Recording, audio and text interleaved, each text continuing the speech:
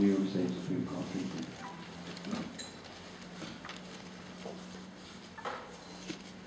Good afternoon, Commissioner and friends. On behalf of my wife and myself, and I'm sure on behalf of the entire Geary clan, I congratulate you, Brendan, on the launch of the book, Man of Honor. Thanks must also go to your wife, your brother, and his wife, and to all the extended Covert family who provided Brendan with so much moral support over a prolonged period. We recognize today Brendan's tremendous work involving the investigation and then the producing of a manuscript about the trials and tribulations of William Geary. We are grateful also to Mercier Press for publishing the manuscript and for inviting us to today's celebration. I knew William Geary longer than anyone here. After all, he carried me to my baptism at St. Catherine of Genoa Church in Manhattan. I can tell you, Brendan, without a doubt, William would be more than pleased by the book, Man of Honor. Who was this William Geary about whom a book has been written? In 1992, he wrote this to a distant cousin that he had never met. I wonder if any person can be unbiased in describing himself.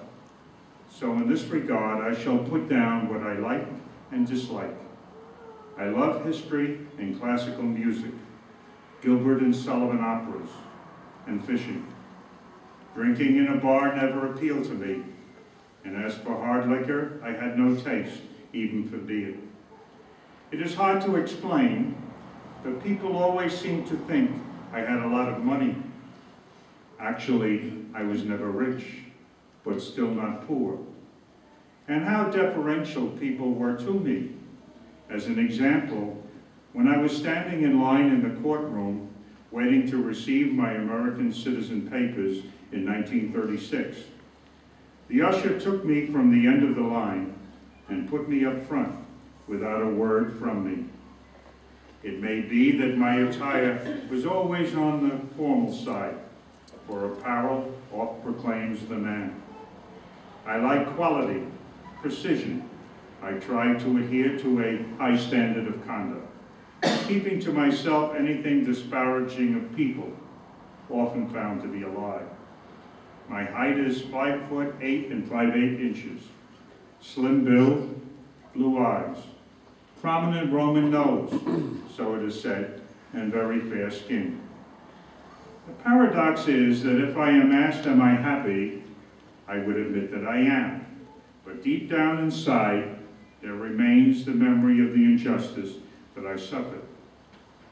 God has been gracious to me in every way, and I must not forget how incomprehensible is his judgment and how unsearchable his ways, end quote.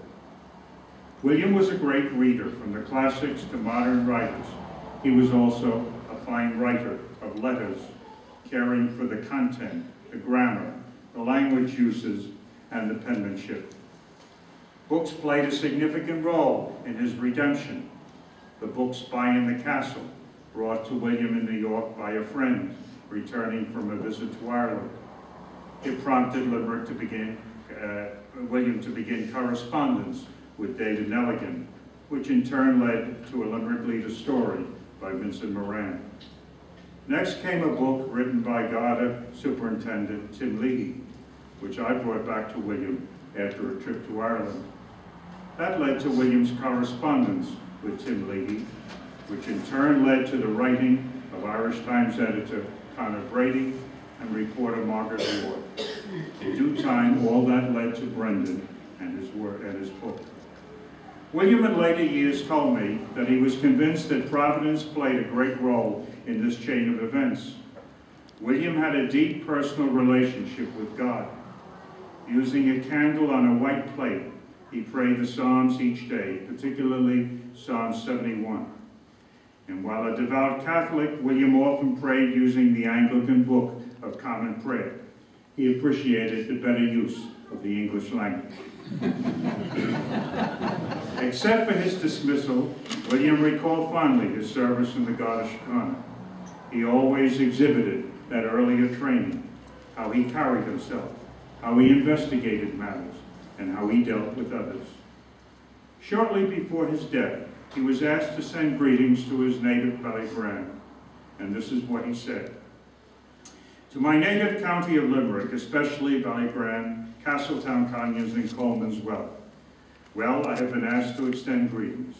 It is an honor which I never anticipated beyond my wildest dreams, for I was branded a felon, a traitor to my country, and left it in dishonor, arriving in New York on the 5th of December, 1928. So now you can see it is 72 years since I left my native land in disgrace. I know you have some idea of what happened to me, but thinking it over, I am convinced that destiny played a part, God's will, and believe that the bard was right when he wrote, "There's a divinity that shapes our end, rough hew them how we will." My memory and my impressions of my youth in Ballygrand, where I was born, have not faded. Today, as if it were yesterday, I can tell you of the meandering little river at the back of the house, the size of the fields, and the little hills where I hunted the rabbits. In my struggles to regain my honor, there were many twists and turns. The most disconcerting when well-meaning people used to say, "Forget it, it's all forgotten." That I could not do, as I was ashamed to meet you in County Limerick, who by your sympathy and goodwill sustained me in adversity. Unfortunately, my age and health inhibit my visiting County Limerick, but my thoughts are with you this season, and please think of me as the Willie Geary Clooney, whom you knew, and may you all continue in very good health and prosperity.